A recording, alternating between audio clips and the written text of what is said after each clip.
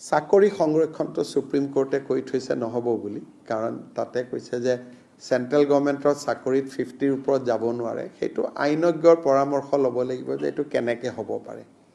কিন্তু অসমত ৰাজ্যৰ চৰকাৰৰ চাকৰিখিনি আমি সংৰক্ষণ কৰি দিম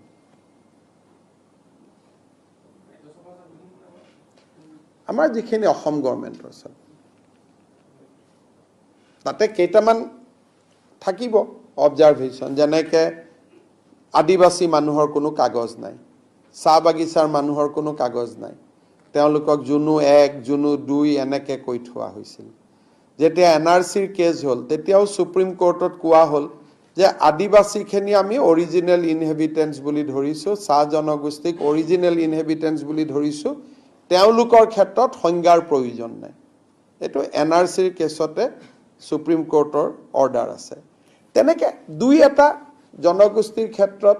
আমি অলপমান জনজাতি লোকৰ ক্ষেত্ৰত অনুসূচিত জাতিৰ ক্ষেত্ৰত যাৰ 51 চনৰ কাগজ নাই কিন্তু অথেন্টিক অসমীয়া তেওঁলোকৰ ক্ষেত্ৰত আমি প্ৰভাইডেড কৰিব লাগিব ধৰক এজন মিসিং মানুহৰ তেওঁ একদম চৰত আছিল চৰ মানে সেই সময় 51 তেওঁৰ লগত কোনো কাগজ নাই কিন্তু তেওঁ শিডিউল টাইপ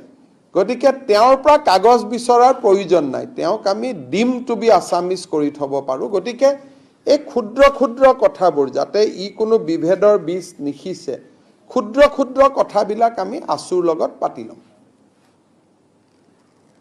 বাট গুটে এপ্ৰোচটো আমি এটা পজিটিভ লাইনত আগবাঢ়ি যাব খুজিছো মই দেখিলো ৰিকমেন্ডেশন বিলাকে বাকি মানুহকো কোনো অশান্তি নকৰে বহুত খেনিত মই পঢ়িলো যে যদি আপুনি বৰাক উপত্যকাটো বাদ দিয়ে তেতিয়ালে